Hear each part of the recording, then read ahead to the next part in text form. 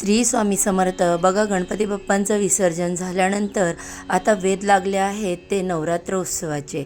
आणि या नवरात्र उत्सवाच्या अगोदर आपल्याला घट बसण्यापूर्वी, देवी मातेचं आगमन होण्यापूर्वी, नवरात्र येण्याआधीच घरामध्ये आपल्या ज्या काही अशा वस्तू आहेत ज्यामुळे निगेटिव्हिटीचं प्रमाण मोठ्या प्रमाणावरती वाढतं आणि त्यामुळे आपल्याला देवी मातेचा आशीर्वाद प्राप्त होत नाही, घरामध्ये सतत कलह, वादविवाद, भांडणं होत राहतात, तर अशा कोणत्या ज्या वस्तू आहेत त्या आपल्याला नवरात्र येण्याआधी घरातून बाहेर फेकायच्या आहेत याबद्दलची संपूर्ण माहितीचा व्हिडिओ मी माझ्या यूट्यूब चॅनेलवरती अपलोड केलेला आहे.